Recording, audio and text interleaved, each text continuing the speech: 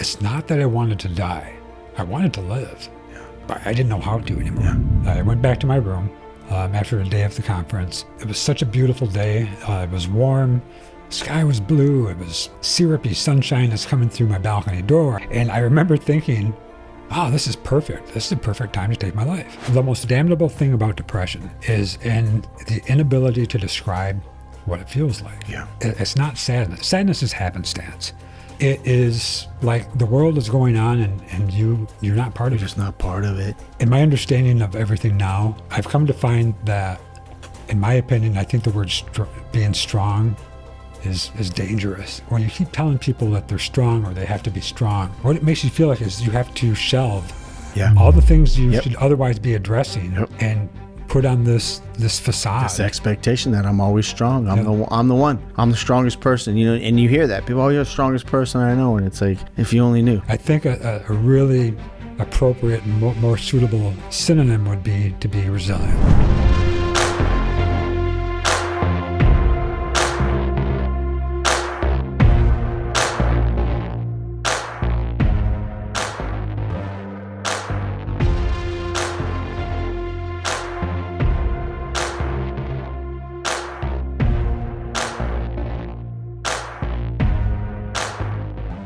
Welcome to today's podcast, First Responder Wellness. I'm Chris Logan. I'm also the Director of Clinical Operations here at First Responder Wellness. If you're not familiar with First Responder Wellness, we are a program dedicated to mental health and addiction for first responders. We're located here in Newport Beach. Today, we're going to talk a little bit about Suicide Awareness Month. And then we have a very special guest who's also an alumni of our program. He's going to talk a little bit about his journey here with us, his journey in and through law enforcement, and kind of what he's doing today as he's kind of out and about on his journey. So, John, why don't you introduce yourself? Tell us a little bit about who you are. Thanks, Chris. My name's John. I'm in law enforcement. I've been in law enforcement for just about 3 decades. Wow. I began my career back in the year 1997. It started off back in the Midwest, which is where I'm from, and then about 10 years ago, I moved to the West Coast, where I work for a large department. Most of my career has been spent in investigations. I did a stint on the SWAT team. I worked undercover. I've pretty much had a very fulfilling and very fruitful career. Training. I also teach. I was here just about a year ago. Just over a year ago, for some things that came up in my life, and I'm here to talk about that. Yeah, beautiful. 30 years in law enforcement, man. That is a huge commitment. I'm one of those guys. I remember when I started off, I had 2 or 3 years on, and I would have coffee with some of the old timers in the coffee shop that had been in law enforcement for. There was one sergeant had been there for 34 years.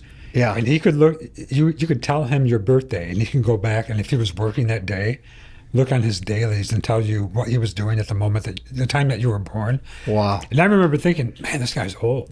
But now here I am. I'm You're one the of old those guy. old timers. Yeah. You're the old guy. Yeah. I mean, that's a huge dedication, right? And there's a lot of years of service. And, you know, I always make it a point to thank anybody who has dedicated that much time to public safety and certainly in law enforcement. So thank you so much for everything that you've done in and through that career, because I'm sure there's been a huge impact on many lives in a positive way. So I'm deeply indebted to anybody who's willing to do that. John, can you tell us a little bit about how you got into law enforcement? Honestly, I actually started off in college as a pre-med major. I'm from Flint, Michigan originally. Okay. That was in the news several years back because of the water crisis. The water stuff, yep. Yeah. So I went to Michigan State University. Tried my hand at pre-med, calculus. I did great in calculus. Chemistry is what I struggled with, and there was no. You kind of need to know chemistry if you're going to become a doctor. So I saw the writing on the wall. I needed to change majors. I went into criminal justice. I still wanted to do other things, but when my college loans started to come in due, I saw a advertisement for the police academy. Interesting. They were taking applicants, and I said, "Well, I'll give it a shot. I was very lukewarm about it. I hear a lot of men and women talk about how law enforcement or firefighting was a calling for them. I never really felt that way. Right. It's not that I was against it. I had other Sure. ideas, other plans. But I got into the academy. I ended up being elected class president of my academy, and it just became something that I really enjoyed. Yeah. And every goal I had in this career, I think I've achieved. Wow. And I think it's a fair statement for many people, right? Like, I always look at those people who are like, that was my calling and this is my purpose in life. I'm like, I think those people are actually few and far between. I think most people are just kind of stumbling around and trying to figure things out. And much like yourself, once they kind of get into something and realize like, hey, I actually enjoy this and I'm pretty good at it, right? Like, I'm sure you found early on, being elected class president that, hey, you know what? I'm actually pretty good at this and it's drawing me closer to it, right? Right. And so you went through the police academy. When did you graduate the police academy? You remember? 1997. 97. And then I went on to work for my agency right after that. Wow. So you graduate 1997. So you're a rookie. What did you start off doing? Working patrol, responding to calls, Sure. Responding to alarms, Yeah. locking and unlocking parks every day. Yeah. Just sort of the grunt work. Yeah. But it's necessary. And that's actually where you learn to, that's such a, if you have the right trainers and the right experiences, that really helps you to cultivate the skills that are going to come in handy for the rest of your career. Yeah. I can say that when I first started, I would argue with people on traffic stops. And what did it get me? Yeah. Citizens complaints. Right. And it was when I went to work an undercover assignment. And back in those days, we didn't have, for my team in particular, we didn't have a lot of confidential informants. Right. So it would be, for example, if we had a tip that this house was a drug house. Right. I would wear a mic where my team could listen to me. I would walk up, knock on the door, and just talk. Just talk my way in, try to convince this total stranger to sell me drugs. Right. And it was after that I learned that, wow, the ability to talk to people is really going to open doors. Yeah. Not just in my career, but also in life. Yeah. And when I went back to patrol when I was done with that assignment, just for a brief period. Never had another citizen complain again. Yeah. I learned you don't have to argue with people. Have that conversation. So you're kind of going through this period of time of learning and developing these skills, right? And so what were some of the things that you recall early on, right, that were some of those big learning tools? Like you just talked to us a little bit about one. Share with us a few things early on that kind of developed who you would become later on in your career. So a lot of people, when they hear interview and interrogation, they assume, oh, you must know how to talk to people. You must know what to say. But being able to listen is just as important. Oh, yeah. Being able to allow people to feel like they're being heard is so important. And not just in an interrogation setting, but in your interactions with the community. And that means everything to me. Sure. I'm in a unique position now that with everything I've done, all the exciting things that I've done, rappelling off a helicopter and being on the SWAT team and doing all these things. Yeah. Where I am now in my career is going to stand out the most to me. Interesting. It's just very meaningful. It's something that after 30 years, I'm proud to be able to look at this and say, I didn't know that I needed this. Yeah. This is something unique. I never envisioned getting to this point, but here I am. Yeah. And it's been great. Yeah. I have to imagine too, on some level, especially when you're helping, for somebody who's been missing or potentially murdered or something like that and the case has gone cold, I think people at some point kind of give up hope that there's ever going to be any justice or any answers to any of these things. And here you are X amount of years later showing up saying, no, we still want to resolve this. We still want to help you figure out what happened to your loved one or, whoever it is. So I could see where that's very... Absolutely. I say that our cold case library at my agency is the saddest place on the planet to me. Yeah. You have men and women, all ages, children. Yeah. They're all these lives are categorized by year in these binders, and Wow. it goes on forever. And in a lot of cases for the family members, I'm working a case from the mid '80s right now, where an 8-year-old girl died. It was an arson case, and when I first reached out to the family and said, this is who I am, I'm taking a look at this, they were just overwhelmed with appreciation that their daughter, Somebody was still interested in trying to resolve this. that they haven't been forgotten. Yeah. What were some of the things in and around that time for you that you kind of enjoyed? What were some of the things that stuck out? And then I want to kind of get into where, things began to kind of maybe turn and start to become more stressful and difficult, which we know is a huge part of this. But I really want to kind of look at some of those formative years early on, and how were you doing? What were you enjoying? What was family life like early on? The camaraderie. The first thing that stands out to me was the camaraderie, the partnerships, the sort of informal debriefs after something that you're on together with your partners. Yeah. Whether it's just door to door in your vehicles or getting together after work. That's what I enjoyed. And in my capacity currently, I work You're solo. pretty much alone. I'm solo. Yeah. And so I miss that even now. Right. That team aspect. Yeah. So you're just building good relationships at that point, right? Like the camaraderie, and I have to imagine being in stressful situations and resolving these things with people brings you guys closer, right? And I think there has to be some level of literally trusting somebody with your life brings you kind of close to that person or that team of people. 16 years ago, I was working a DUI grant back in Michigan. When we got a call of a gentleman who was in the military. He had just his command was attempting to do an intervention with him. He was he'd become an alcoholic. He was using pills. He had some other issues, and he had just returned from his second tour of duty in Iraq at the time, which was Iraq at that time was that was the hotbed. For a lot of violence and a lot of unrest. And this gentleman jumped out of a moving car. He made his way back to his house. He was special forces, and he went to his home. He loaded up a pistol, a shotgun, told his family to get out of the house, and started walking up and down the street, touching rounds off. I was on the SWAT team at that time, and I was working the DUI grant. And I was the first one to respond. And I parked my car down the street. I could hear the gunshots going off, and I wanted to get eyes on where he was.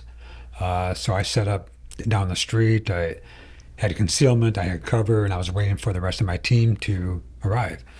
What ended up happening is that gentleman left the neighborhood. He walked down a ravine to where a river is. And from that river, if you go right, then you go out to a busy highway. If you go left, you go to a school. So, and it was just me. Nobody had responded yet. So I had to parallel him at that time alone, probably about 80 yards away, just so I could keep him contained, see where he's at, and if necessary, engage him if he's making his way to a school or to some other area. That became a 2-hour ordeal, and it was other teammates arrived, and he was shooting at us, and we were taking shots at him. And at one point, as it got darker, he put his cell phone up on a branch to make us think that he was there while he was trying to kind of lure you in another direction. Yeah. And it was. I remember. I remember with my radio, I would take mud and. So every time somebody would speak on the radio somewhere else, the light on my radio would light up. So I took off my badge so it wasn't reflective. I put dirt on the dial of my radio so that wouldn't illuminate.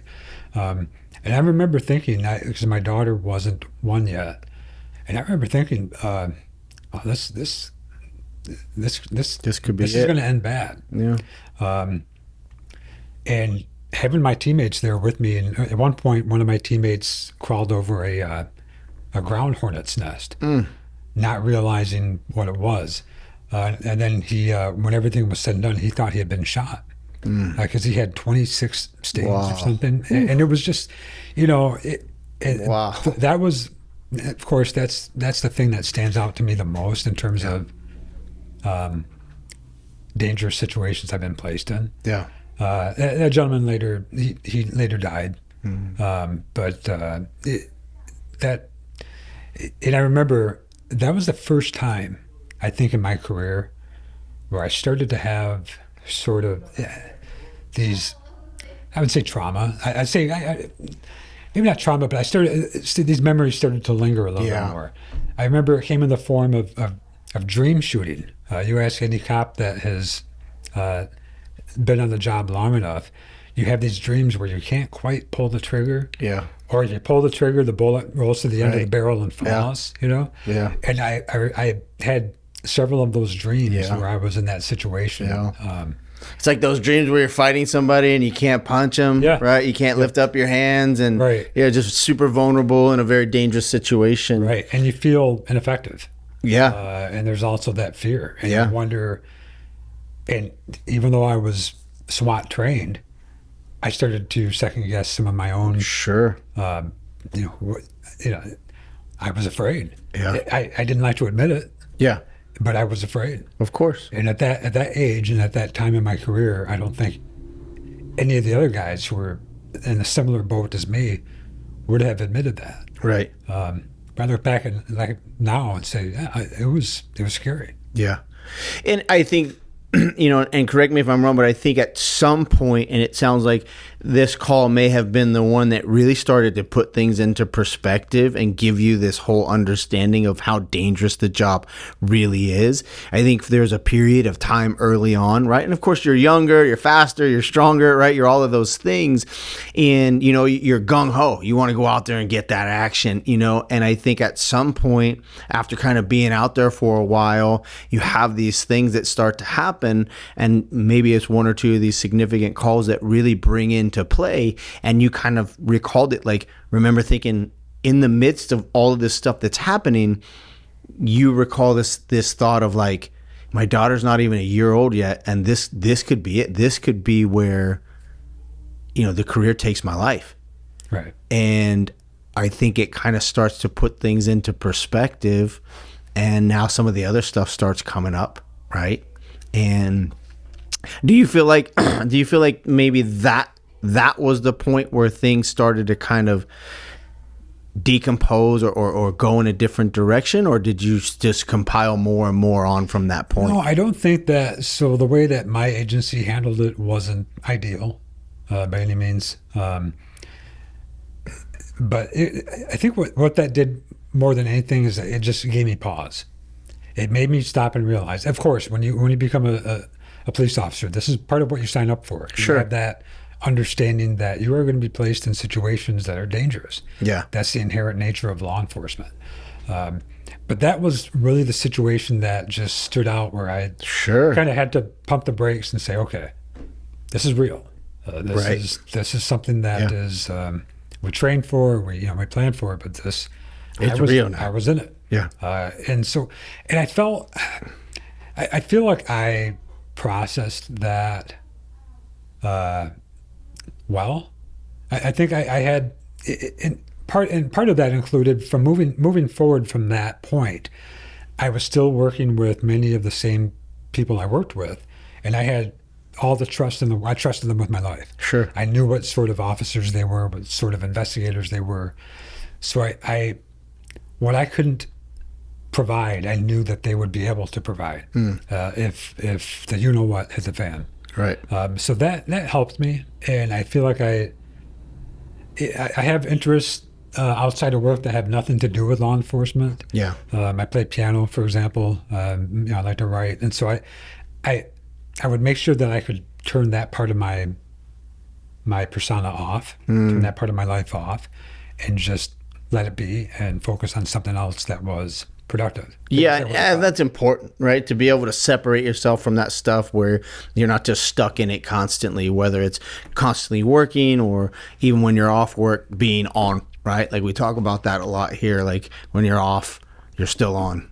right? And so I think that it just at some point kind of bleeds over into your life, right? And so for you, do you recall when things started to get really heavy and placed you in a position to ultimately need to come here and get help? Yeah. So what happened? And ironically, it wasn't necessarily anything specific to my job. I just got hit from all directions by life. So within, I moved to the West Coast. My family's all remained back in Flint. My mother had just retired. She was enjoying her retirement. She was married to a wonderful man. They were just she raised two boys by herself. So she had earned this place where she was just enjoying life and enjoying the grandkids. You know, my two daughters that were young at the time, and about a year after her retirement, she had a cough that wasn't going away.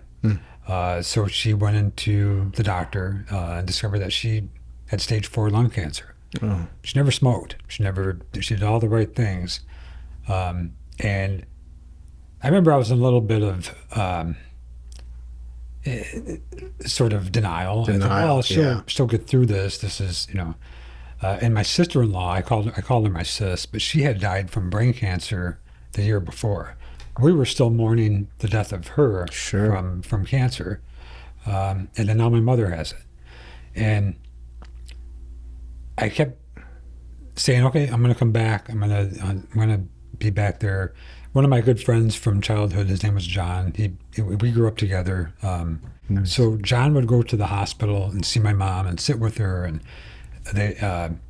he would go visit my grandparents and shovel their driveway and all these things. Nice. One day in March of 2018, 4 months after her diagnosis, I was planning to go back. She went into the hospital for a procedure, and while they were inserting a catheter or intubating her, they punctured her lung, and that caused a sequence of cataclysmic events that she couldn't recover from. So they had to place her on life support. I waited too long to get there. I made the flight, went out there. I ended up. My last memory of my mom was them taking her out of sedation just to make her aware that I was there. And upon seeing me, she started to pull the tubing out of her mouth. So I had to hold her down and call for the nurse and have them come in and sedate her. And that was my last interaction with my mom.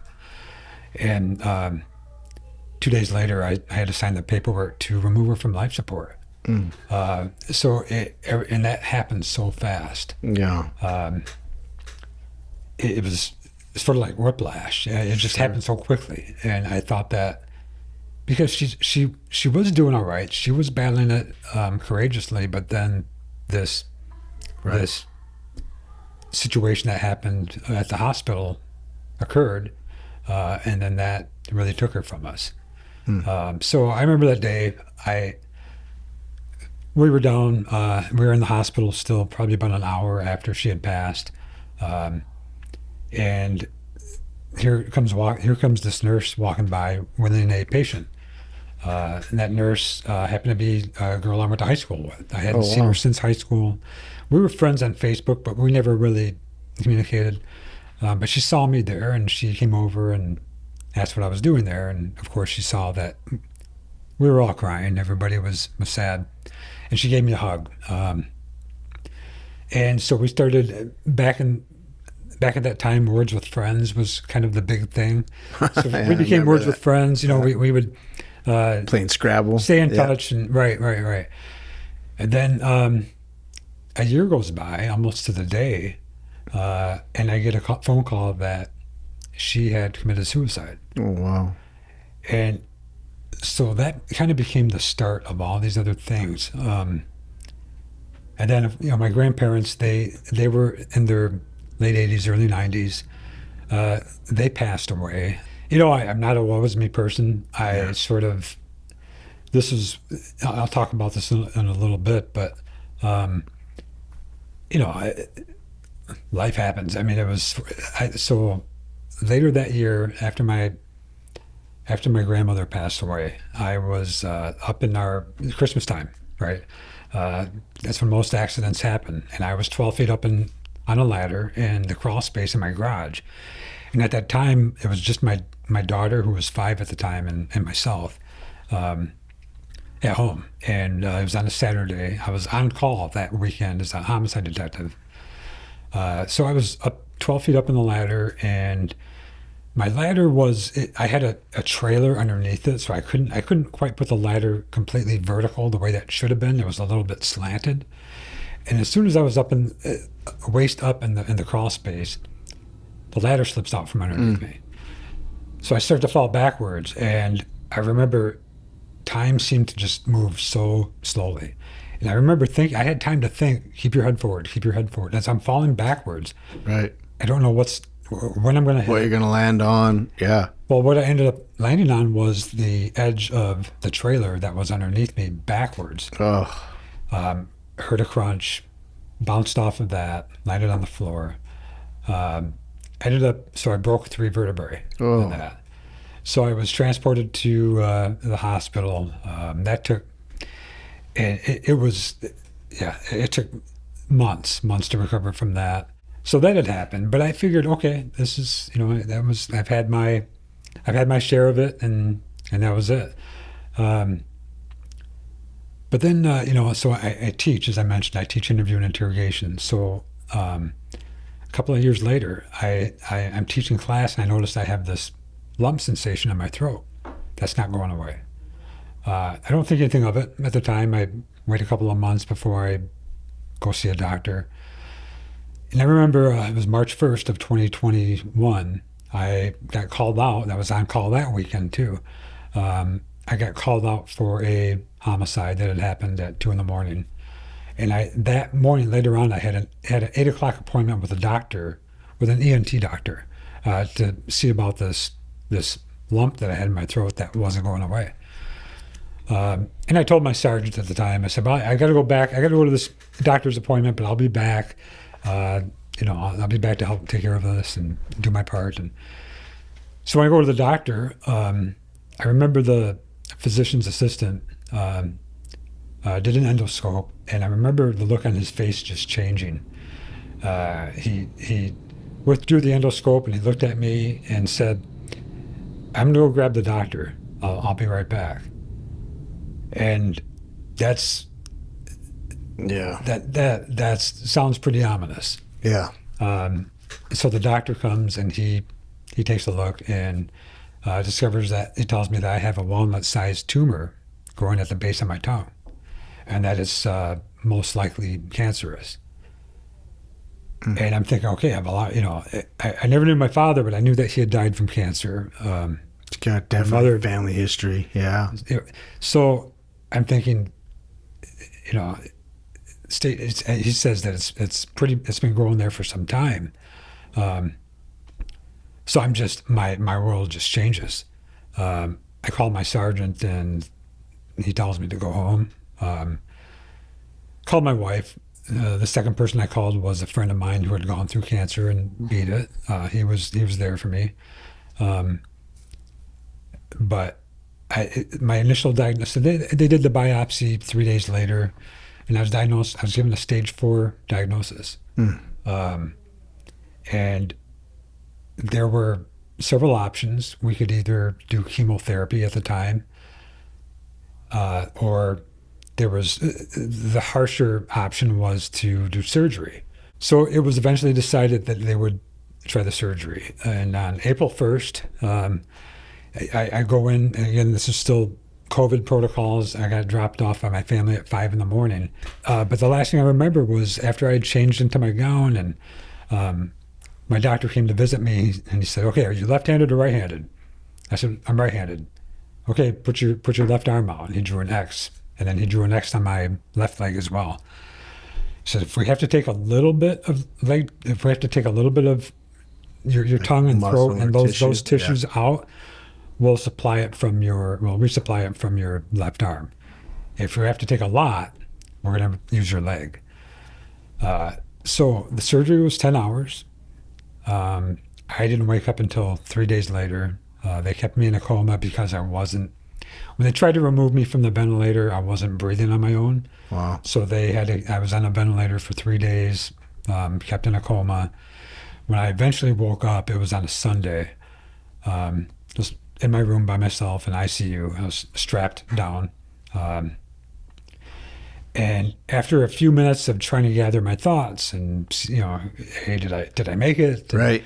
Where am I And just at? The feeling whole this deal. immense, even though I was Yeah. sedated, I felt like a hand grenade had gone off inside of my mouth.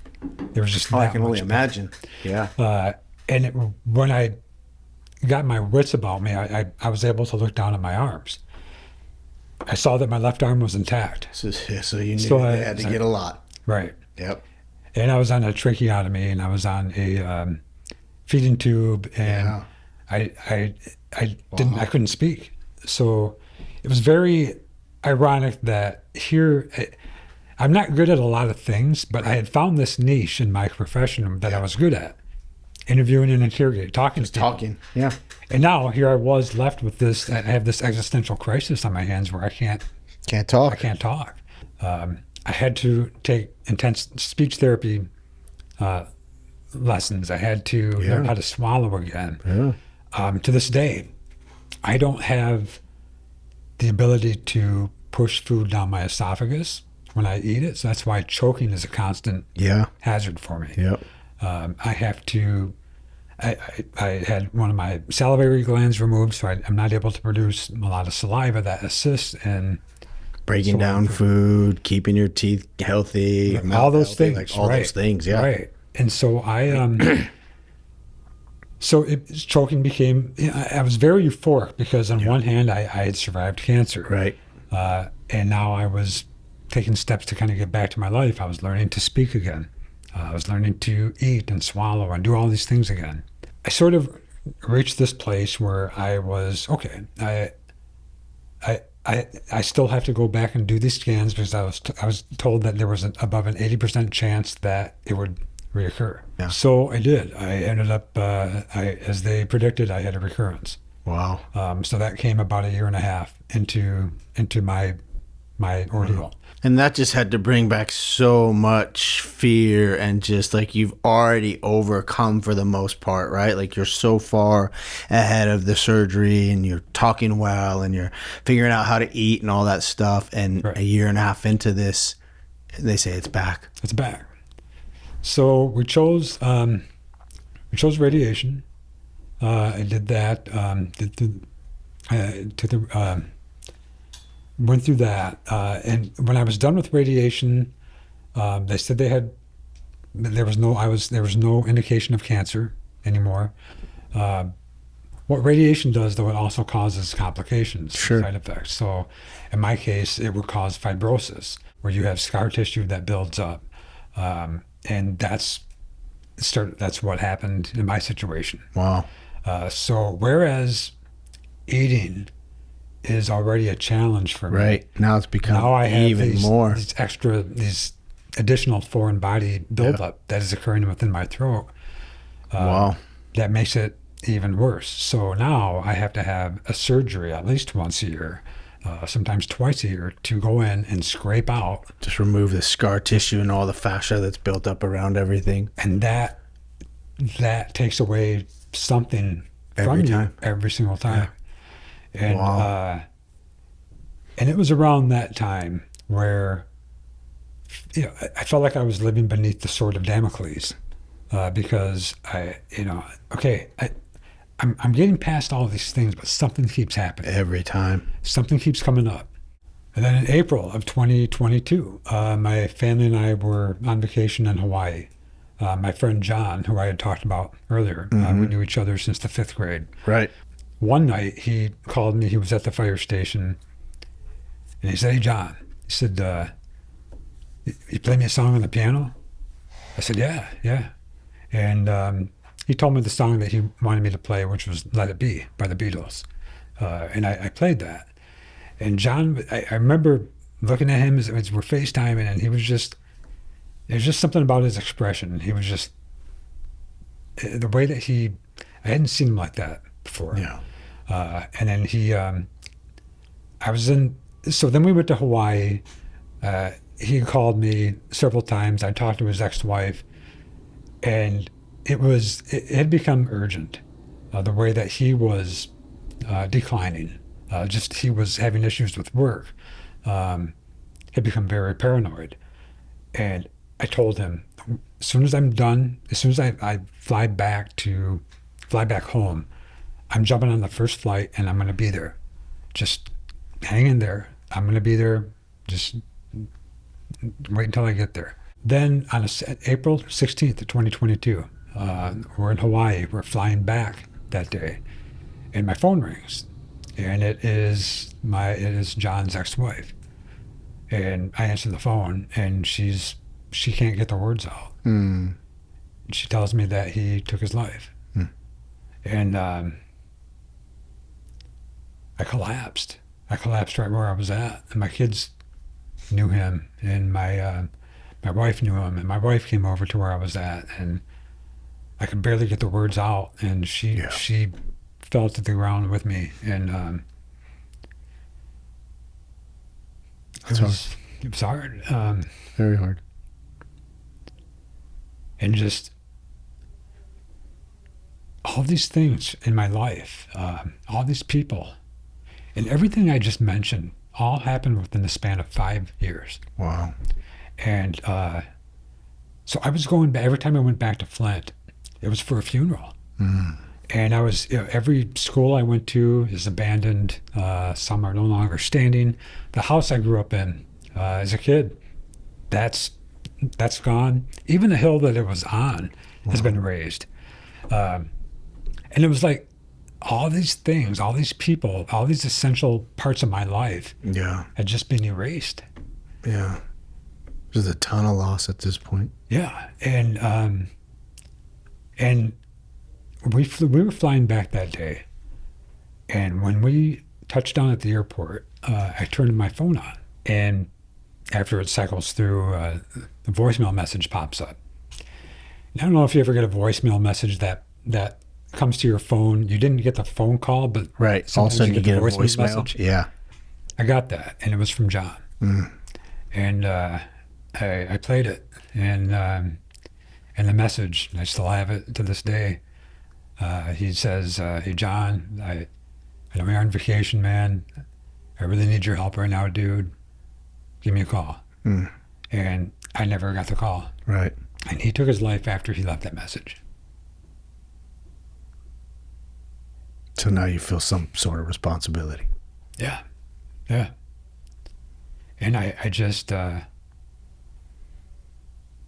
I got out of my daze, I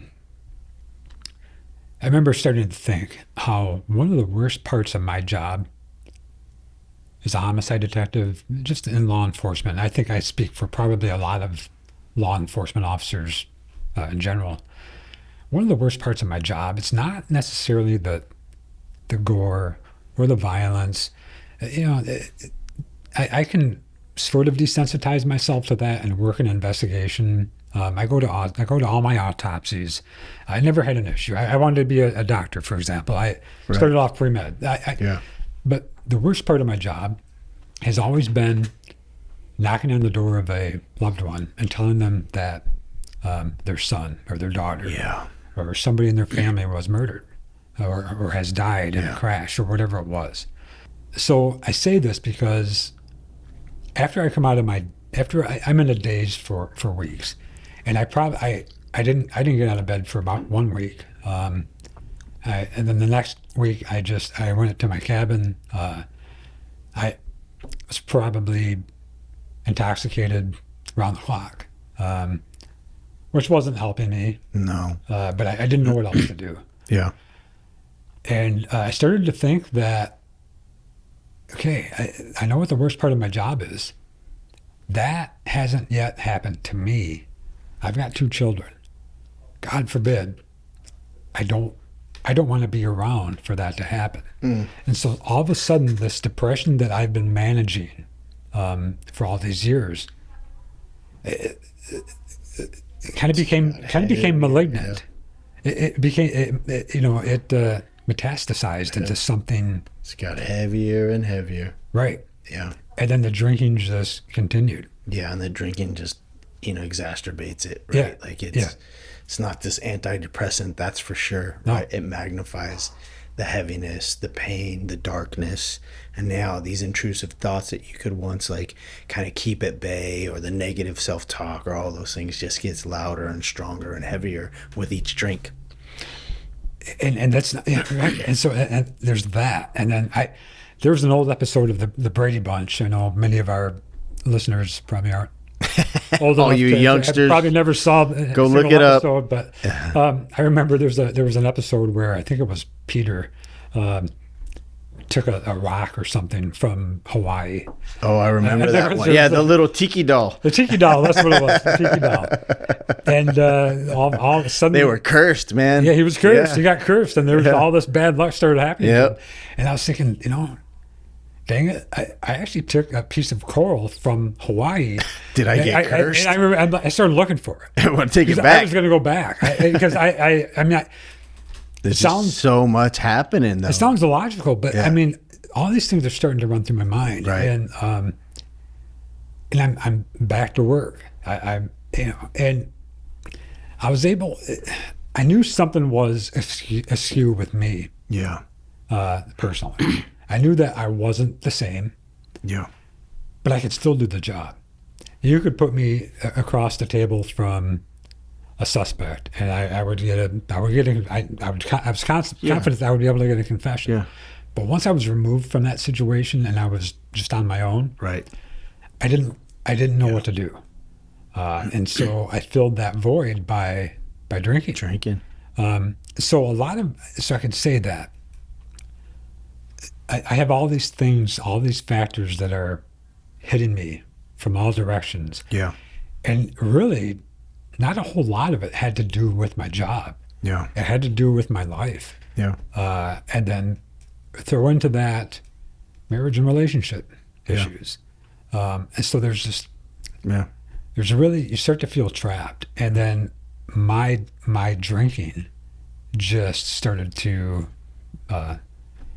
it became prolific. Sure. Going from where I was to, I got to go look for something out in the garage. Yeah. And it was whiskey. And Yeah. I was probably going through a bottle of whiskey every 2 days. And it wasn't helping me. And I knew it wasn't helping me. It was,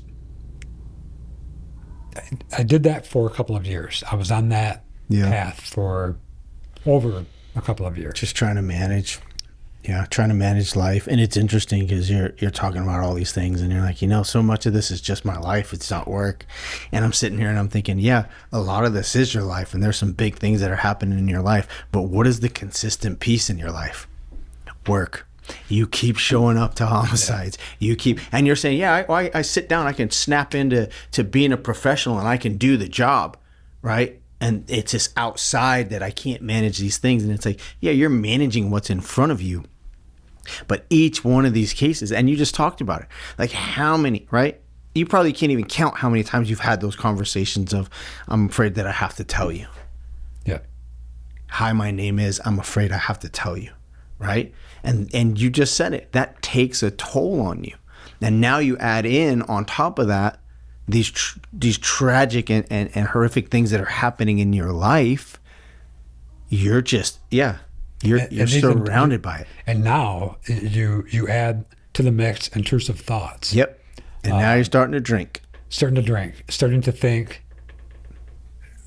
when am I going to go back to my doctor and get the news I don't want? Right. It's already happened once. Right. When am I? And I was never, throughout my depression, I would never say that I wasn't necessarily ever suicidal. I had, sometimes I had suicidal ideation, but I never had a plan. I had never made any attempt. It's probably more like, I don't necessarily want to die, but if I don't wake up tomorrow, I'm okay with that too. I'm comfortable to say that I probably had more or less a haphazard attitude. Yeah. Like, taking more risks, doing things that you know better to do. And not to put my colleagues at risk either, or make them, it was nothing like that, but it was sort of, hey, I'm going to swim out even further. Right. I'm going to, this fell on the ground. It could have germs on it, but nah, that's all right. I'm going to eat it. And just little things like that. Yeah. And I look back at it and I think, and this will become even clearer later as I talk about this, but I didn't think much of myself. Right. Really. I didn't think that I was really that worth caring about. Yeah. I didn't want to die, but You weren't necessarily worried about living either. Right. Yeah.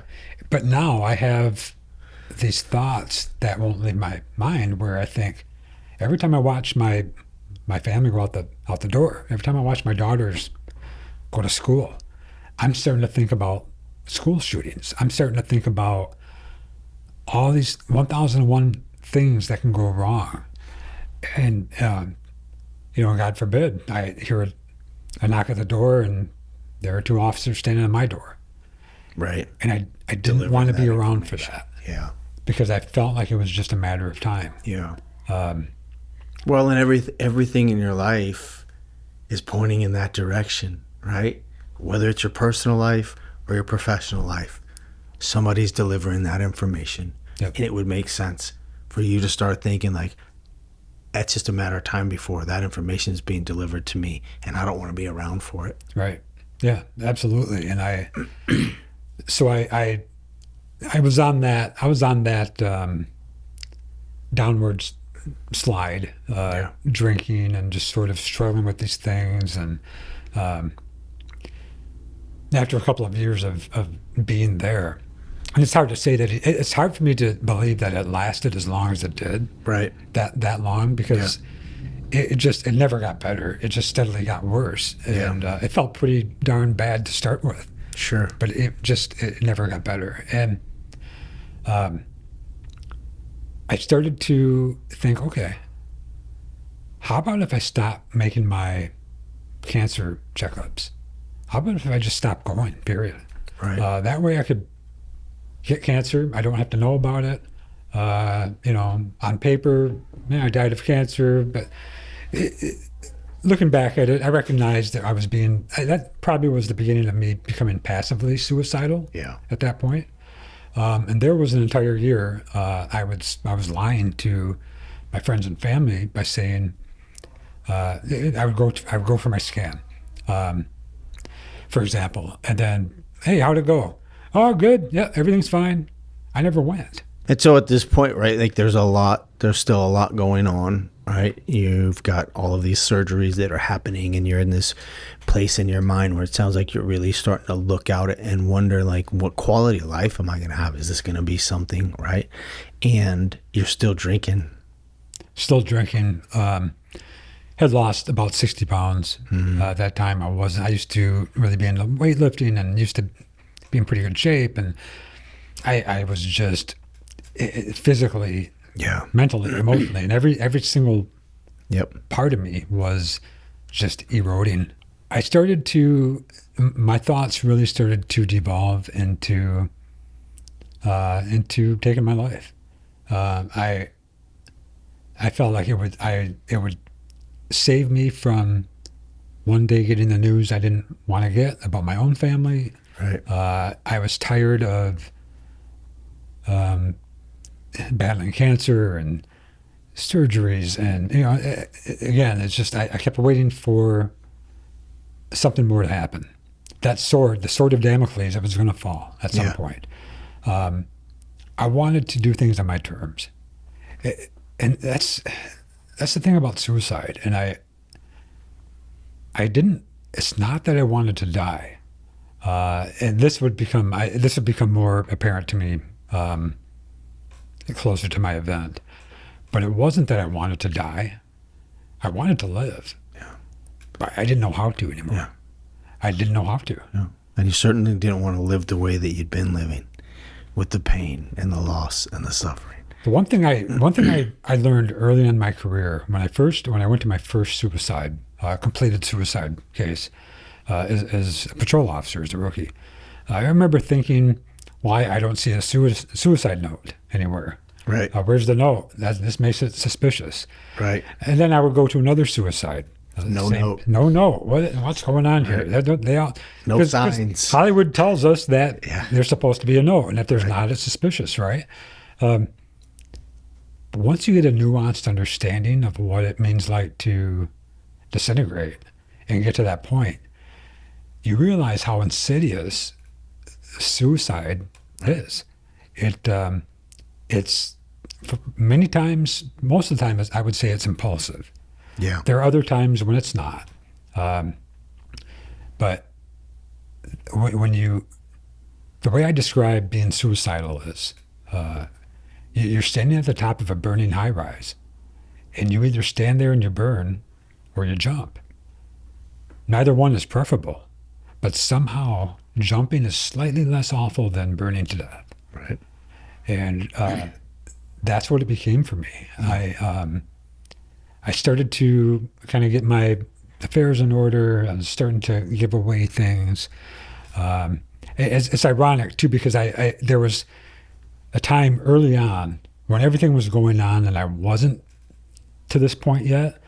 I would look at my old friend, the mirror. I would look in the mirror and think to myself, how am I doing so well? I didn't trust it. Yeah. I didn't trust. There was something not right, and I noticed, like, I would sometimes, if I'm watching a movie, for example, and there was not even like a poignant part of the movie or whatever, but I would just start to tear up, and that was not like me. Yeah. I'd have conversations with people, and sometimes I would just start tearing up. Yeah. And then I went from asking myself, how am I doing so well, to now at the other end of the spectrum. Now I'm looking in the mirror and saying, I don't know who I am. I don't recognize myself. All the things that made John earlier in his life, playing the piano, playing hockey, sense of humor, doing all these things, I don't know how to get back to that. Right. And the thing is, I don't know how to live. I don't know how to get back to that point ever again. And I don't think I'm ever going to. And that becomes the most damnable thing about depression, is in the inability to describe what it feels like. Yeah. It's not sadness. Sadness is happenstance.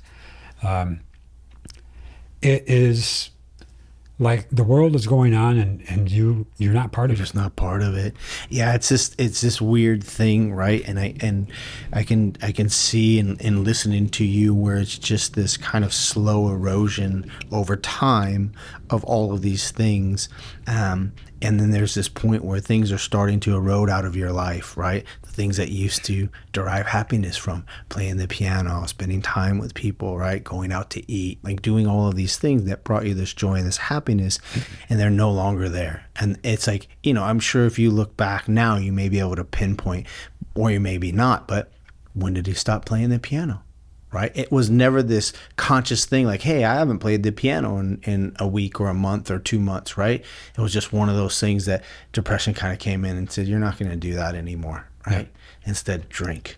You're not going to do this anymore. This used to bring you joy, right? I'm no longer going to take care of myself in a healthy manner. I'm not going to work out at the gym. You're not going to do that anymore. And it's not like it just comes in and starts snatching things away from you and you notice that they're gone. It's like a thief in the night, just kind of slowly taking things out of your life until you're isolated at this point of like, I don't have anything. The only thing that I'm surrounded by is loss and pain and suffering. I think of it as like a moth. Like there's a light in the distance. There's no consciousness, but it just sort of blindly that's sort of what life becomes. Yeah. You're zombified. You're just there. Yeah. You're just going through on some sort of autopilot. You have no idea how it's working, but it's sputtering and it's malfunctioning, but it's still going. But you're not part of it. You're separate from it. Yeah. And that's where I was. And I started to put my affairs in order. I started to give things away. Of course, I'm still drinking, and I couldn't help myself, so I was trying to help others way more than I was becoming intrusive about that. You couldn't help yourself, so I'm trying to help somebody else. Right. That's part of our nature. And it's like sometimes when you try to soothe things, the more that you try to soothe them, the more messed up they become. Yeah. And that's exactly what I was doing now in other situations. Right. And nothing was working. So I had been asked, so in 2023, I had been asked to present a cold case that I had worked at a statewide conference for homicide investigators. I was of course, I was proud to be part of that case. I had developed a really good relationship with the family, and I was asked if I would be willing to present that case at this conference in May of 2024. So I realized that, I'm going to do this. I've been procrastinating enough. I'm done. I have to have another surgery come. I don't want to have it. This isn't going to ever get better. My quality of life is zero. This conference is coming up. That would be the perfect place for me to take my life. I don't have to worry about any loved ones finding me. That is, and by then I was already beyond the pros and cons of it. I was thinking that I can't see the way out of this. Right. So this is my exit. This is how it has to be. Yeah. So when May came around, I arrived. I was there for the first 3 days. On the third day, I had to present. So I arrived at the conference as an attendee. Other colleagues from my department and from my unit were there too. The one friend that I had mentioned earlier, who knew I had stopped going to my cancer checkups, Cancer treatments. Yeah. she was there also, and she and a couple of other people who knew me recognized that something was up with me. I was agitated. I was irritable. And in my mind, I was in this giant tug of war back and forth. Oh my God, yeah. I was, as I said, I was already beyond the pros and cons, but Right. but it still could have gone either way. Yeah. I was always hoping that something would come up. Something would change your mind. And something would happen that would make me say, okay, not today. So I was just at war with myself, because competing with that was this idea that, okay, if I procrastinate too long, I'm going to go right back home. I'm going to be right back in the middle of everything. And then I'm going to do it at home, and I don't want to do it. I don't want to do it at my house. This would be the place to do it. So I had to deliver the presentation on day 3. On day 2, I went back to my room after a day of the conference, and I stood at my balcony. I had purchased 2 bottles of whiskey I was going to give away as gifts to friends. Of course, what did I do? I opened one and started to drink from it. But I remember it was such a beautiful day. It was warm. The sky was blue. It was just this syrupy sunshine that's coming through my balcony door. I had this great room because I was one of the presenters. I overlooked the water. And I remember thinking, oh, this is perfect. This is the perfect time to take my life. And I said, no, I have my presentation tomorrow. I owe it to the family to not not to associate further tragedy with their case. Let me do the presentation, and let me see where I'm at. Let me see how things go. So I put it off. I went through my presentation that night, made sure all of my videos were working, all the things I had spent probably about 6 months putting this nice, classy presentation together. Even that morning, I woke up 5 a.m., had bought a brand new suit for the occasion, went through my presentation again, made sure that the videos were working. And the day before, I got together with IT to make sure that the sound was working, the video was working, everything worked perfectly. So I started off at 8 a.m. And I'm on the presentation. I'm up on the stage in front of over 300 people. And I'm always sensitive about my speech. I tend to have my meetings in the morning because that's when my speech is best. As I become more fatigued later on in the day, I can slur my words and I can start to sound like I've been drinking. And sometimes I had been drinking. Yeah. So I would blame it on my speech sometimes when there was, I was playing this game. Sure. And so I'm giving the presentation. I start off with a nervous joke or two just to kind of break the ice. It's going okay. My speech isn't the best. I remember picking up on that, but thinking I can get through this. But then when it comes time, 1 hour into my presentation, I get to the first video. That it's key to my presentation. I go to hit play. Nothing. It just, and I require that video to help me. Well, you also have set this up with this expectation of honoring her and her family, and like you've checked every box, you've double checked, like all of this worked yesterday, all of this worked before, and now here we are to the first video, and something's not working. Yep. So IT comes up. They're standing by. They work on it. Here I am. I'm wearing this headset, and I made a joke that I felt like one of the Backstreet Boys, standing up on the stage there with this.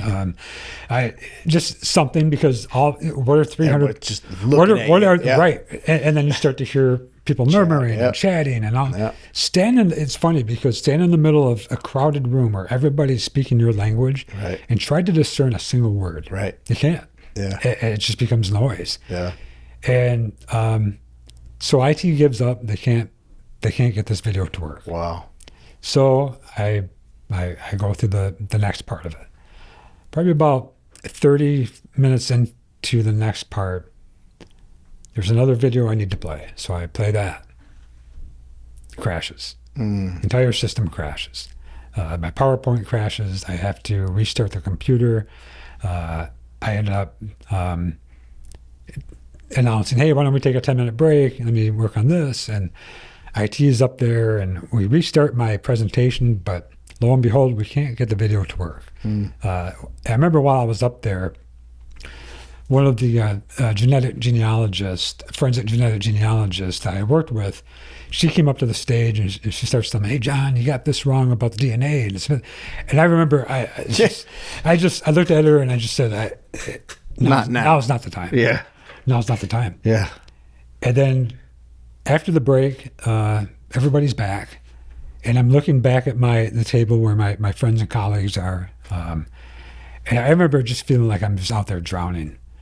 And once I began to speak again, now my speech is slurred. Right. Now you're nervous, fatigued. I'm nervous. I'm stressed out. Yep. And I remember I had this overwhelming urge to just sprint off just take off. Right. And the one thing that's keeping me there is I don't want to do this to the family. Yeah. So I power through it. I get through the presentation. I finish it. And then I go sit at the table. But at that point, then another presenter comes on. But at that point, I can't sit still.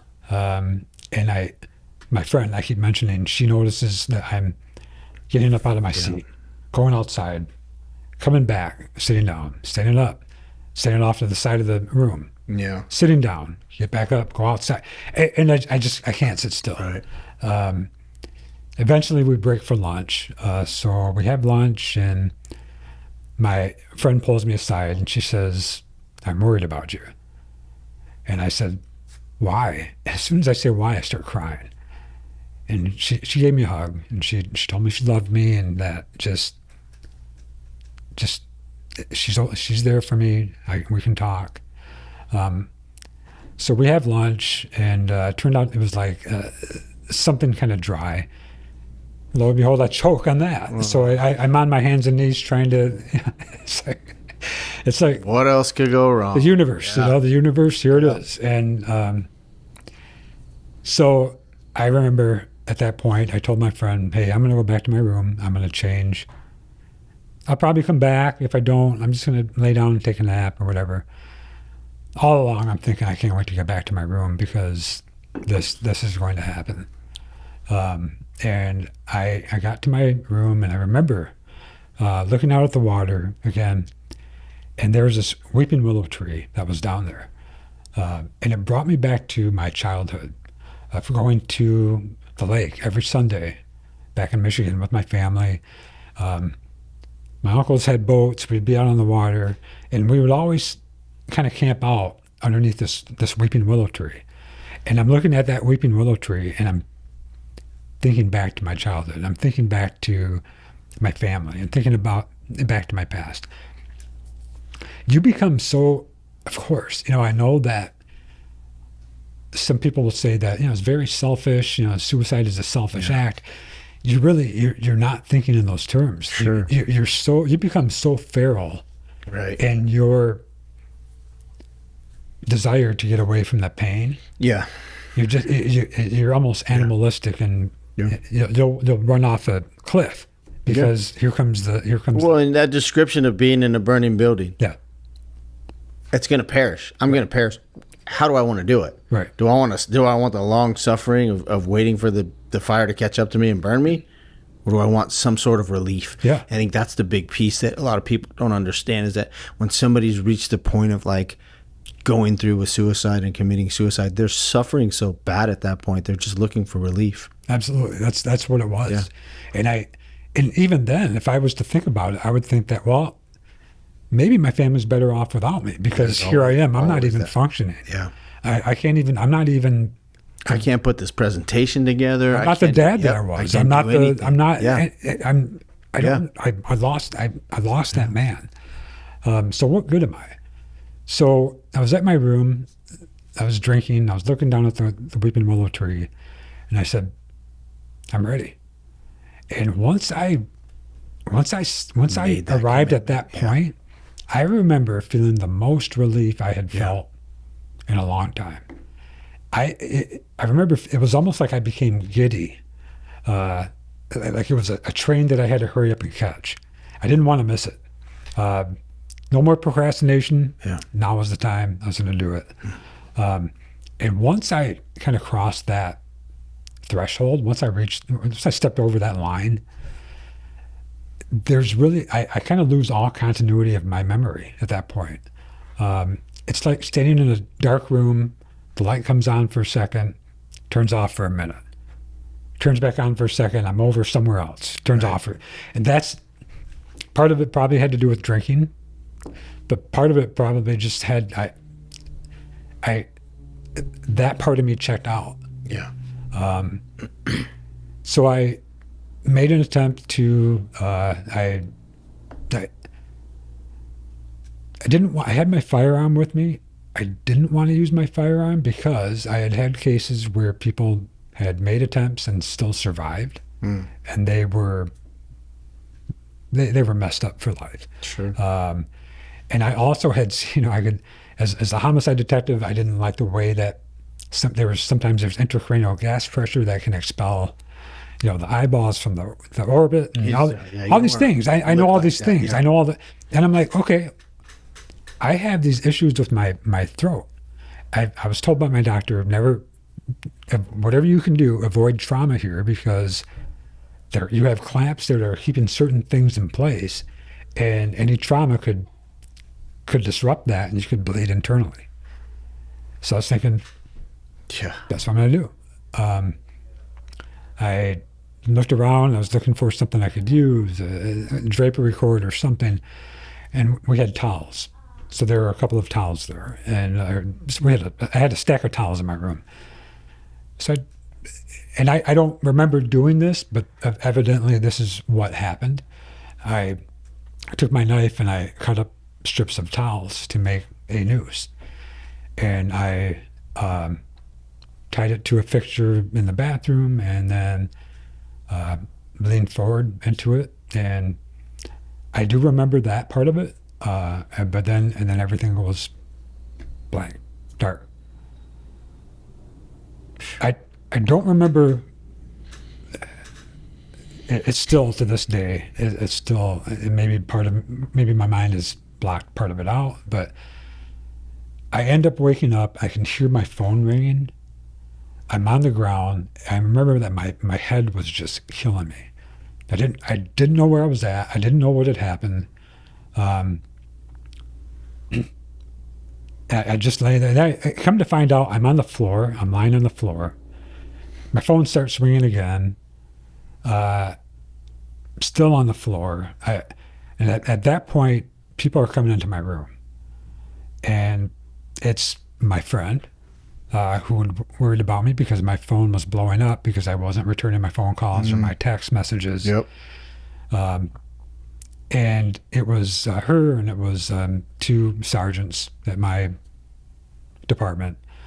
And what had happened was while I was unconscious from these towels, they had ripped. And I fell forward, hit my head on the ground. Apparently I tried to hide. I had some blood on the front of my shirt and on part of that noose, and I had tried to hide that from them. And there was a point where, and it must have been just awful for them to walk into that situation. I don't remember this. I remember bits and pieces of being taken to the hospital, riding in the car. I remember just shivering. I was freezing. As warm as it was, I was just freezing. And apparently I was having them turn the heat up because I was and everybody else was hot, but here I am. It's probably adrenaline and probably all these other things going on. Yeah. But there came a point where somebody in the room had mentioned, I think it was one of the sergeants had mentioned, you're the strongest person I know.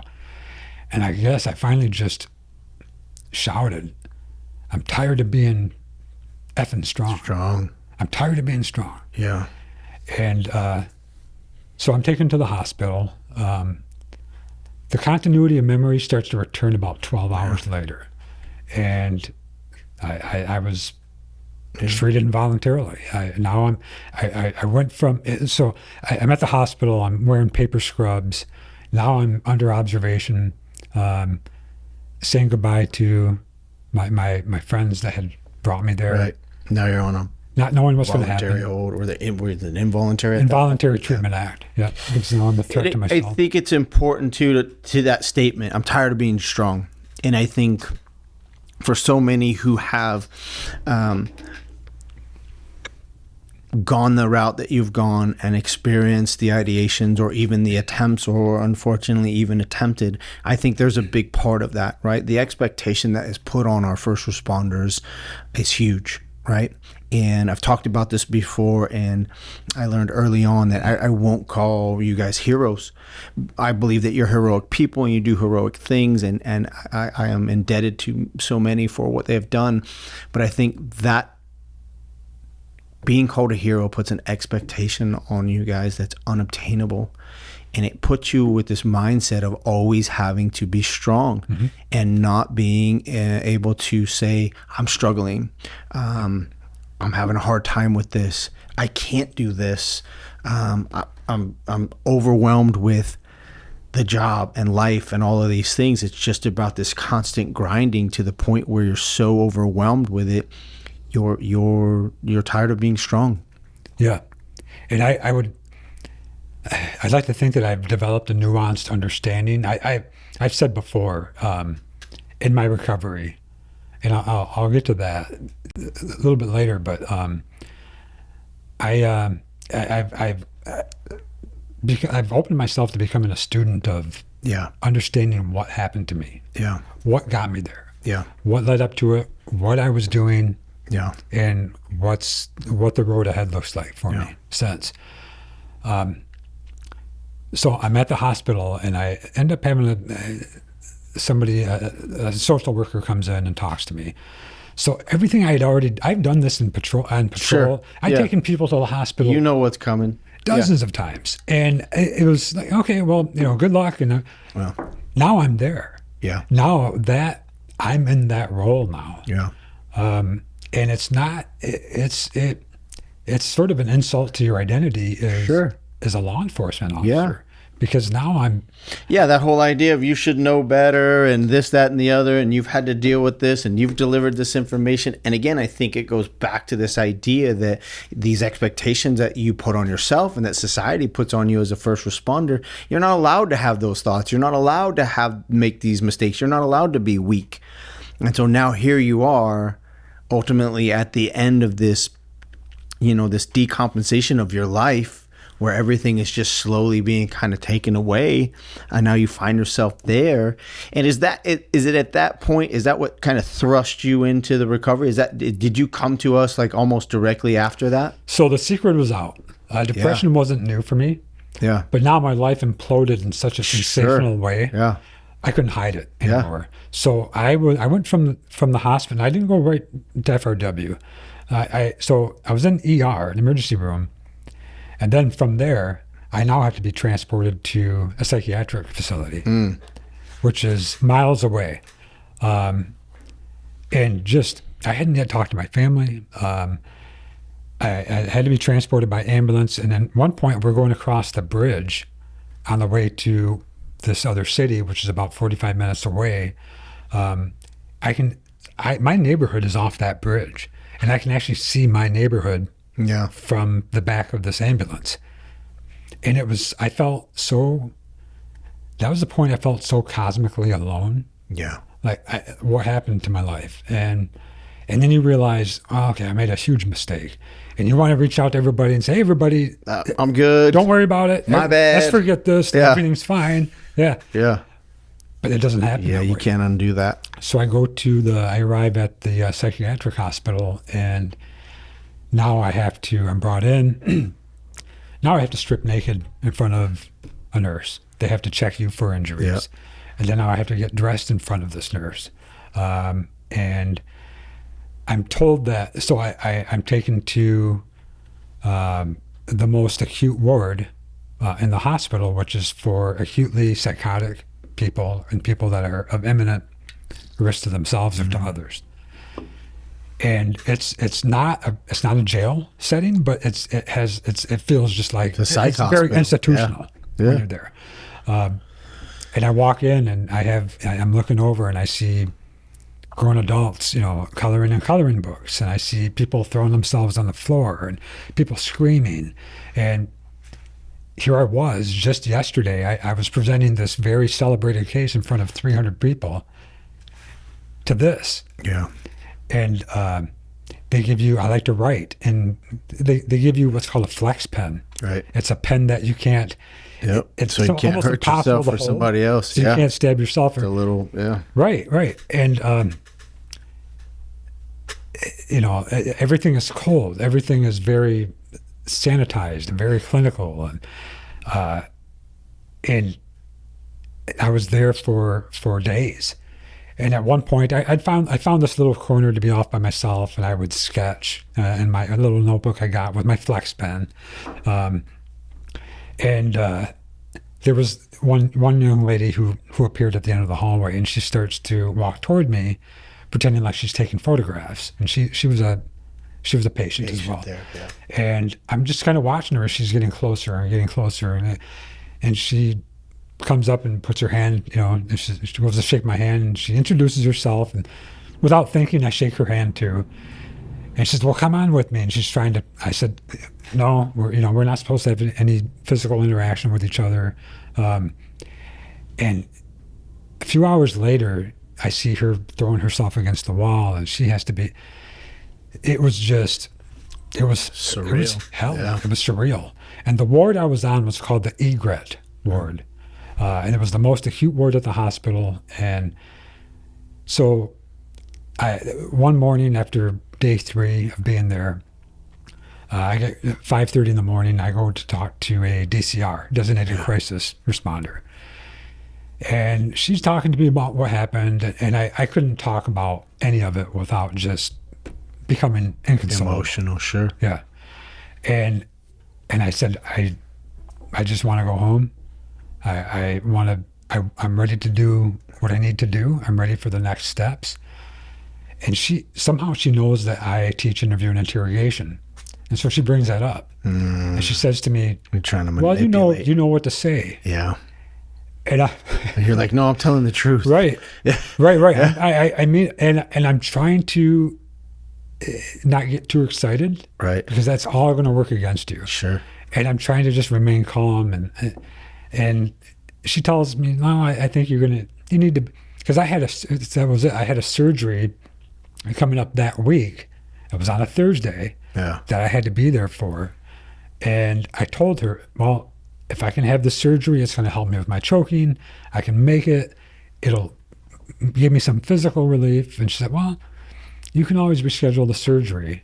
I think it's important that you're here now. And I just, my walls were closing in. And it was such to be able to maintain my emotional control, because I knew that it would work against me. Sure. Yeah, and you know the situation, like you said. So I'm sure at that point it's like, you're, and everything's just come to this point of like, this is the reality, right? And so let's kind of fast forward. You come to us, right, and you start your journey with us. Yeah. So I came down on my birthday. Yeah. Which at the time I thought was kind of a joke, but I would later come to think of it as my rebirth day. So I came down on my birthday. That was actually the last day that I had a drink. It was June of 2024. And I arrived, and day 2, I felt trapped. Right. I felt I remember feeling rebellious. Yeah. Waking up at 4:45 in the morning and I'll show you. I'm not 200 detoxing. push-ups, Yeah. 200 sit-ups. I'm not detoxing. Just despite, right. And I was angry. I was all these emotions. Yeah. Because there's the shame, there's the embarrassment. And I knew too that my involuntary treatment act report that was taken by this other agency got published in a law enforcement database that any officer in my state could have access to. And there were people at my agency that had actually accessed this. So I was aware of that. Yeah.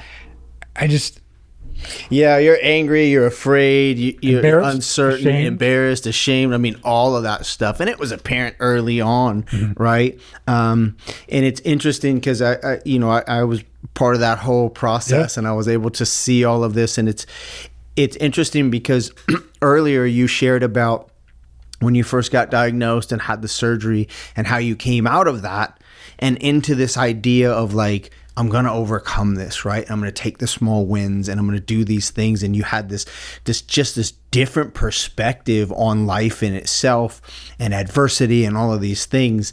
And that guy showed up. That guy was gone.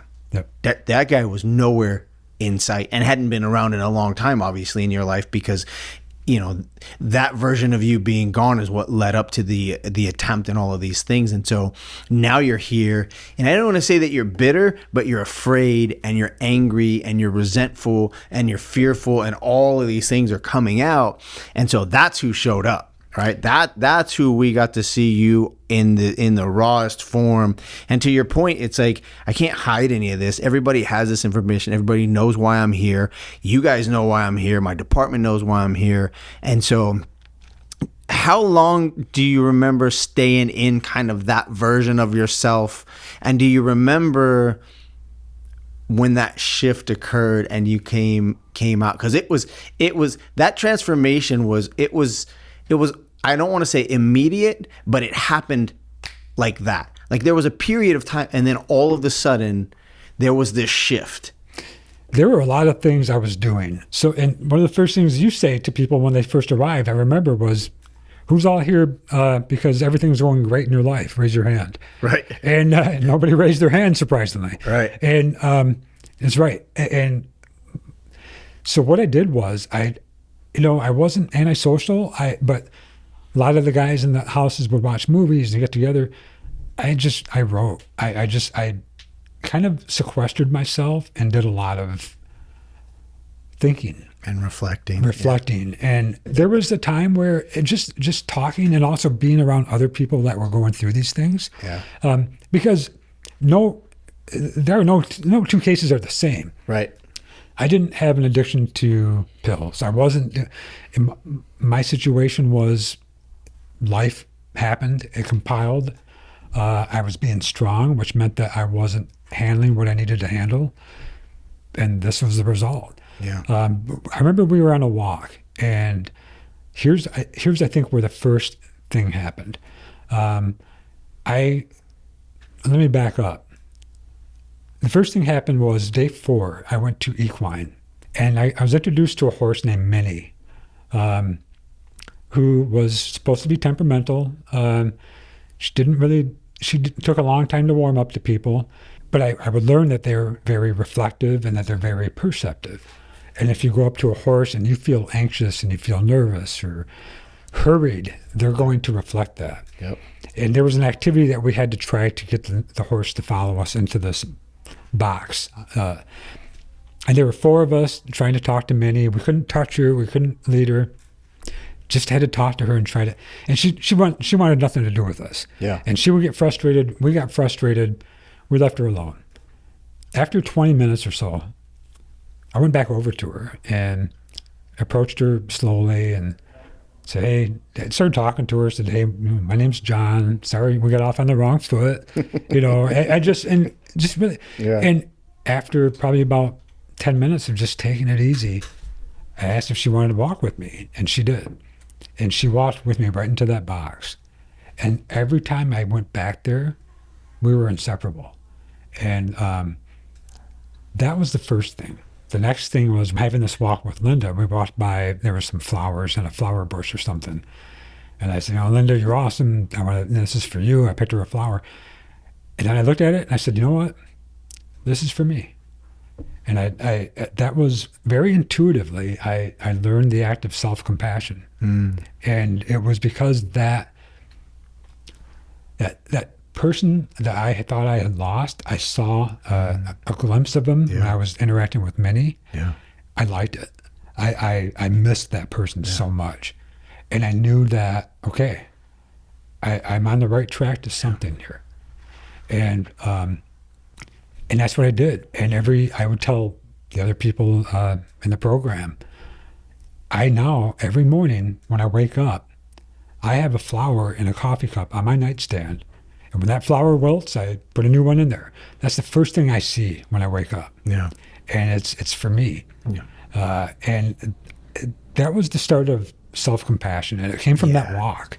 And that's huge. That self-compassion piece, especially in the midst of what it is that you're dealing with, because for so long there was no compassion, right? There's no compassion when you're at work. You're just a robot. You're doing what you need to do, right? You're still human. I get that. But at that point, right, towards the end, like you're just going through the motions.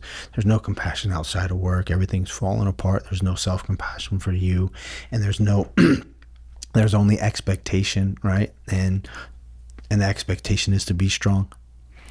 And now you've reached this point where you can't be strong anymore, and you've given into the intrusive thoughts and all of this, and now you're on this other side, and you've begun this journey of like forgiving yourself for all of those things and being compassionate with yourself.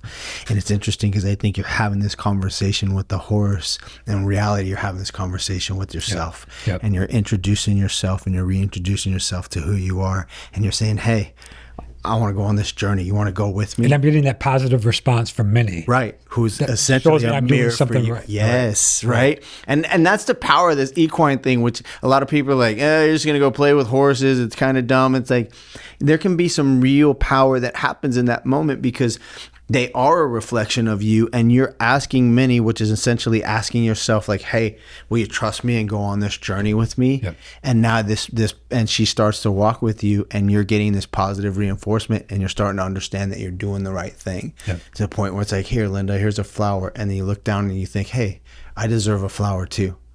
And I have a flower. And it becomes infectious. Yeah. So in all of when we had groups, when we were doing our groups sessions, I had good days, I had bad days. Sometimes I would be happy and playing jokes, and other times something would upset me. And you probably were privy to a couple of Monday morning emails that had my name as the subject. But it was, thankfully I had Dr. Dell, who was just, I never felt judged. I never felt like anyone was judging me. Right. And then bouncing these things off of my peers here, there was never, we could say the most outlandish thing to one another. Yeah. And there was no judgment. Right. And it was, you really felt like you were part of something, Yeah. you know. So I had a friend, his name was Jason. And he and I, first thing we did was we went to Costco and bought an electric scooter.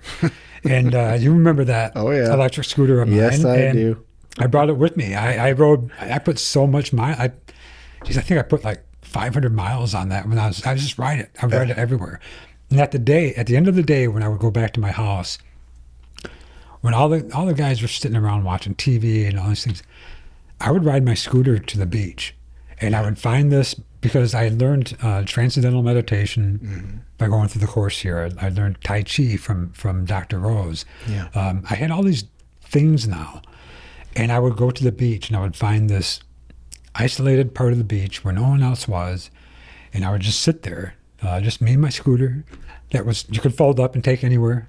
But I'm there and just listening to the water and just, I started, after probably a week or so of doing this, doing it every day, and sometimes Jason would join me. I saw this, there was a seagull feather on the beach, and I went over to it and I picked up this feather and I just started writing messages just in the sand. And they were messages of letting go of my grief, letting go of my guilt, coming to accept what is medically, recognizing that sobriety is vital. Yeah. And I think I stumbled upon the true meaning of life. It was to love yourself. Yeah. And I literally wrote that, love yourself. And I would stand by and watch as the water washed over it, and sort of in my mind, in my heart, it was stirring it into creation. Yeah. And It still brings you back to a place of emotion. yeah, it does. And I think probably outwardly, my transition from where I was to where I had gotten probably seemed pretty rapid. Yeah. But there was a whole lot going into. Yeah.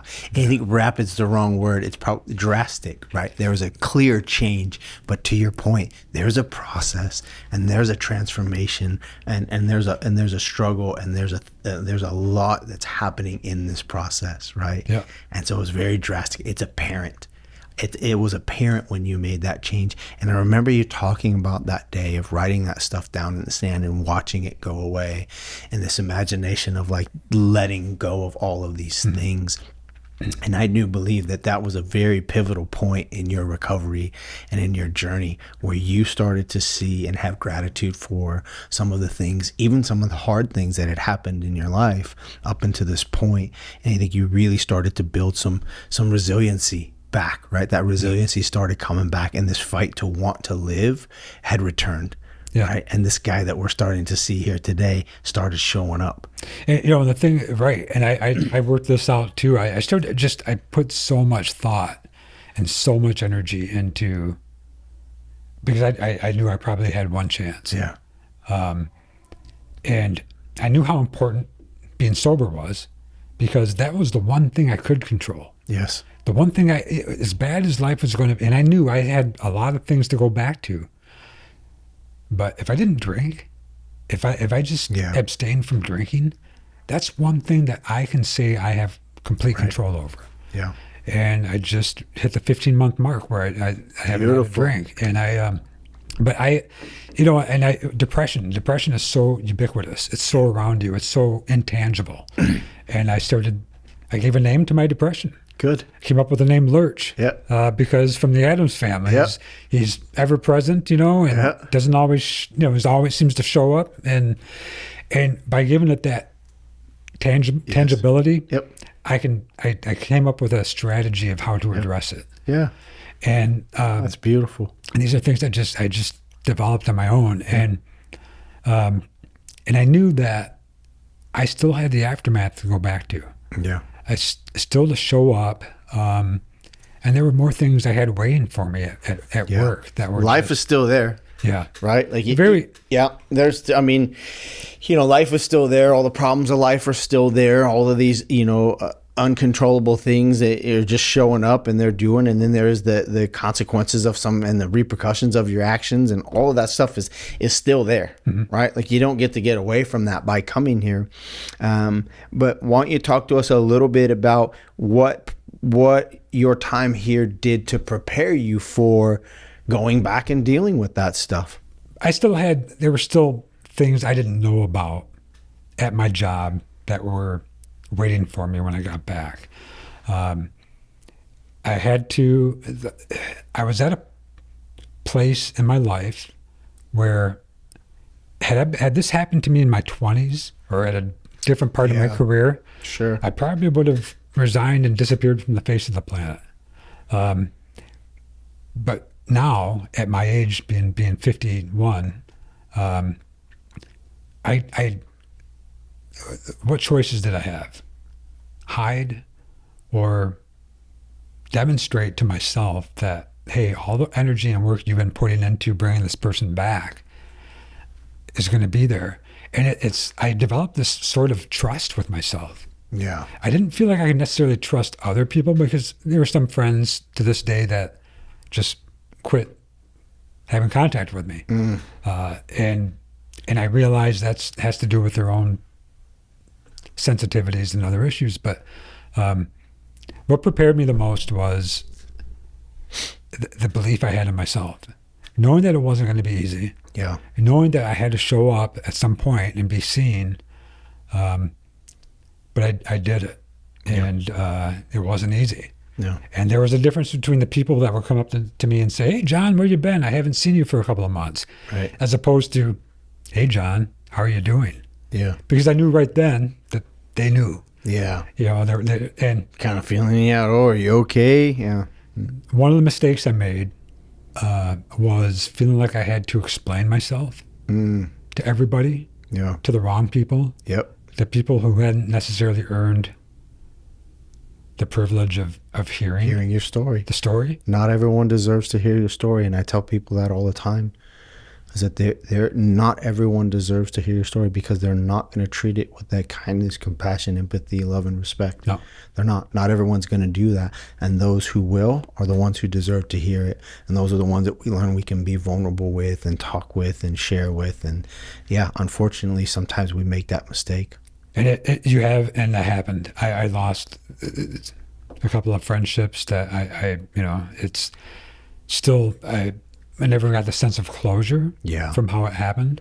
And it leaves me, to this day, confused and sad and angry and a bunch of other emotions, but I can't dwell on it. Yeah. The man that I brought back, I've become so fiercely protective of. Yeah. And I've become I've become my own best advocate. Yeah.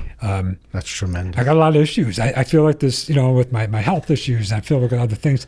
I feel like this junky car that's going down the road, and I keep dropping the tailpipe here, and, the mirror falls off here, and the headlight's not working. But I want to keep going. We just keep on going. I want to keep going. Yeah. And we talked about the word strength earlier. In my understanding of everything now, I've come to find that, in my opinion, I think the word being strong is dangerous. Sure. Because I think that when you keep telling people that they're strong or they have to be strong, what it makes you feel like is you have to shelve all the things you should otherwise be addressing and compartmentalize and put on this facade. This expectation that I'm always strong. I'm the one. I'm the strongest person. And you hear that. People, you're the strongest person I know. And it's like, if you only knew. And I think that a really appropriate and more suitable synonym would be to be resilient. Yeah. Resiliency. Yep. Grit. Yeah. And then growth mindset. Yeah. And there's, I think by trying to explain so much to everybody, I think that I was trying to fill that silence, because I came back from breaking my back in 3 places. There's this card. I came back from surviving stage 4 cancer. There's the card and balloons and all this. Right. you come back from this, and it's crickets. That stigma is real. Yeah. And everybody talks about the brotherhood of law enforcement, and it's true to a point, but when it comes to the stigma of mental health, It's real. It's real, and that is part of knowing what led me to that place, what I went through, and then its aftermath. Is what motivated me to. I have to share the story with the right people. Yes. Because I want to be there to. I want people to understand that I was at a point where I had petechial hemorrhaging under my eye from strangulation. Yeah. As a homicide detective, I know how close I was to death. Right. Somehow I survived, and I went from that point, that person, to just recently. I'm proud to say that I summited Mount Kilimanjaro. I was just going to say, I know you've done some incredible things, coming through this. And I'm a firm believer in God. And I think, God's got a plan for you. And I think this redemption is part of it, to go through what you've gone through and come out on the other side of it, and then into this transformation of being this very resilient person, right? Despite all of your health issues and all of these things, you climbed Mount Kilimanjaro, man. Like, that's not a small feat, dude. That's a big deal. There's no magic wand that's going to be waved, and all your problems are going to vanish, and everybody's going to live happily ever after. It doesn't. You have to be vigilant. Yeah.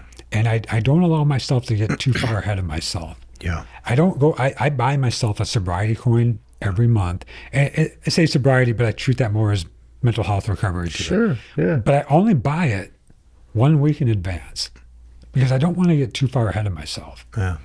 Every day is important. Some days are better than others. But I'm doing things now that like I said, I had this idea back in December that I actually talked to one of the other guys I went through here who climbed Mount Kilimanjaro. And we talked about it. We talked about this. I said, I'm going to do that. That's what I'm going to do. That seems symbolic of where I want to be. Yeah. And it just so happened that, it was 7 days. It was the coldest I'd ever been. It went through 5, you trek through 5 different climatic zones. It's 20,000 feet, and my pulse oxygen level at the top, at the peak was 69%. Wow. I saw a dog charge at me that wasn't there. I mean, it was just all these. Yeah. But I remember thinking how your movements become mechanical. Yeah. That voice that starts off in the early of the beginning of that trek, that, hey, what are you doing? Wouldn't it be nice to go out and just have a hot cup of coffee and go to the beach instead? What are you climbing a mountain for? Right. That goes away. And you realize that I'm going to do this. And even when my body's sore, when I got bleeding blisters on my feet, which I had, and I'm freezing cold, and all, I'm going to complete this. Yeah. And it just so happened I didn't plan for this, but when we reached the peak, as the sun was rising over Kenya, because we started at 10 p.m. for our final push to the summit. It was an 8-hour trek. And as the sun was rising over Kenya, and it happened, we got to the peak, made the final 3 kilometers to the end. I happened to summit and achieve that on my mother's birthday. Wow. And it was just all pretty incredible, man. All these things. And I want to say, I had been back to first responder wellness 3 times since I had discharged. Yep. And it was always to visit, always you and I had visited before. And every time I'd come back, I've always gone to the ranch to visit Stella and visit Minnie. Yeah. And when I was last here in April, I actually came in June. It's June. I was just here just a few months ago. It's here in April, then here in June too. Stella gave me something to take with me, and it was Minnie's her brush, the brush to brush her mane with and everything. I brought that with me to Africa. And when I stood, that was beside me every night in my tent. And when I stood there at the sign that announces you've successfully summited Mount Kilimanjaro, if you look very closely to the picture I took of myself, I had taken of me, Minnie's brush is hanging right next to me on the sign. Yeah. And that was a tribute to her, to this program, to my friends, the people to my loved ones. I have the best relationship I've ever had with my daughters. Yeah. And I look back and I think how I almost wasn't there for them. Yeah. And I can't help, sometimes I get emotional because I think, how could I? Yeah. But I'm making up for it. Yeah. And they have their dad back 100%. Yeah. And I'm just, life's a gift, man. I mean, the very odds of us being born, there's so many unique factors that have to be lined up. Yeah. The chances of being born are 1 in 400 trillion. Yeah. And that's just at the embryogenesis level. It gets even more astronomical when you take into account, our 4 grandparents and their 8 and it's incredible. 100 years from now, all of the problems that we have, all of our issues, that's not going to matter. Yeah. Depression lives in the past, anxiety lives in the future, and the present is more important than we can realize. Yeah. And it takes something it took something like this for me to go through. Yeah. For me to have that appreciation. Yeah.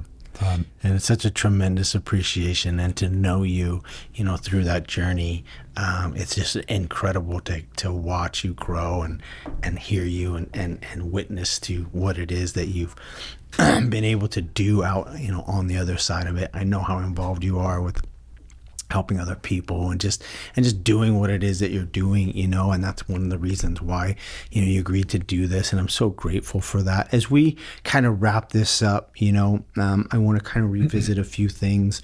There was a point where you talked about some of the things leading up to this and not knowing that you had reached a point of, helplessness and hopelessness and all of those things. Looking back now, are you able to see any of maybe the potential warning signs that you could share with us that might wake somebody up to the fact that they're starting to go down that path? That's a good question. I do. I think it came in the form of just a change in my own recognizable behavior. Right. The recognizable change in my behavior, I should say. I started to drink more, but I said it. I verbalized it. Yeah. I don't know who I am anymore. Yeah. I went from, and I think that when I started asking myself, how am I doing so well? I think that was a clue that I recognized that somehow I'm still here, but there's so much happening that how am I? So you're looking out at your life almost puzzled because you're so conflicted. You're looking out at everything and saying, how am I doing so well out here?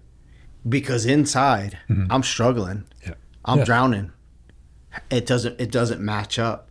You also mentioned like starting to kind of just take more risks. Right? Like living this almost recklessly in some ways, stopping caring for yourself. I think those are huge things, right? Stopping your appointments to check on the cancer, right? So that reckless living. Does anything else kind of stand out to you that may have been a warning sign that you were unaware of? No, I would be driving. Let's say I'm driving across the bridge. And probably dozens of times a day, I'm having thoughts about, I could just drive off the bridge. I could just do, all these different. And they're just fleeting at that time. Yeah. They're just kind of. Yeah. You're on a playground merry-go-round. Yeah. The world's blurring by you. And the only thing that's clear are these moments of ideation. Yeah, I can do this. I can. Yeah. Yeah, so there, and obviously some things later down the line that you mentioned, right? Like getting my affairs in order, starting to give things away. Those are some big clinical telltale signs for us, but that means it's progressed pretty far. So we're looking at some of those preventative things. But by then, it's important to know though. But by then, I'm no longer. I'm out of that. I'm out of that area where I see that. Now I'm in survival mode. I'm looking for the relief. Yeah. And I'm no longer thinking, I'm already past hey, I need help. How do I get out of this? I can't, just from where I was mentally, Yeah. I'm thinking about how do I get off this ride? Yeah. And so, Yeah. does that make sense? Well, it makes complete sense. Yeah. And again, I mean, I think there were a lot of things that you said well, and ultimately it's about the relief. It's about having to think that you need to be strong all the time. It's about being overwhelmed and not talking about what's really bothering you, not able to process some of the grief and some of the loss in your life because things are happening so fast. And again, you feel like you have to be strong. And so I think those things are really important to anybody who might be experiencing those things, is to reach out and to start to talk about the fact that I'm struggling with this, and it's okay, and that you don't always have to be strong. Resiliency is a huge kind of trigger word or key word for a lot of people, but I think there's so much about the resilient piece, because being resilient doesn't require to always be strong. Right. In fact, being resilient, there's a piece of vulnerability to it. There's a piece of asking for help to it that kind of creates this idea of being able to continue to move forward despite the uncomfortability, despite the struggle and the pain that you might be going through. So if there is anybody out there who's listening to this, who might be struggling with these things, is there anything that you might say to them? I would say that you can get through this. As hopeless as things seem. Yeah. Depression's got, you could describe, you can spend all day trying to describe what depression is, and you still won't nail it on the head. Right. Life, divorces, so many things happen. Yeah. As I said, the problems I had before, I still have. Right. And if not even in a worse sense. But what happened for me was I put that, I recognized that, I deserve this. Yeah. Let me at least make this attempt. Let me put everything and not do it not doing it in a half manner. Yeah. Put everything I have into it. Yeah. Pluck myself away from the contact with other people, and this is my time. Yeah. I'm not going to have this time again unless I come back to the program, which means that something didn't go right. Yeah. And I want to do this. And that, when you start to, it's difficult. It's very difficult. And I can tell you, even in my situation, there's this aftermath I still live with. Sure. And part of it has had to do, and part of it I've had to just reinvent myself. Yeah. I've had to just give myself closure to certain friendships and certain situations. Yeah. But I trust myself. I trust myself. That's huge. And I think that for me, doing Kilimanjaro was symbolic of, it was a way to sort of Triumph, man. triumph. Yeah. Yeah. And Just triumph, just overcome. I would say that this is, I was at the darkest point that I shouldn't have survived, Right. but somehow I did. Yeah. And now I'm on this other side where I'm so grateful that I did. Yeah. Yeah. And to know you today, and that's my experience, right? You are truly a person who is right, come through the darkness and has triumphed and has overcome, and is now a person who really sits in the space of like gratitude for some of the smallest things, and just being there and consistently showing up and saying, hey, I'm here, I'm present, and I'm grateful to be here, even through the difficult things. It's such an honor and a privilege to share this time with you, and I'm so grateful that you agreed to come down here and sit with us and share your story. It's such a powerful story of, there's so much that comes from it, man. There's just this this piece of you who started off on the right foot doing the right things, and some things just kind of piled up and you lost sight of what was important, and thankfully you made it through that to back to this place of triumph, right?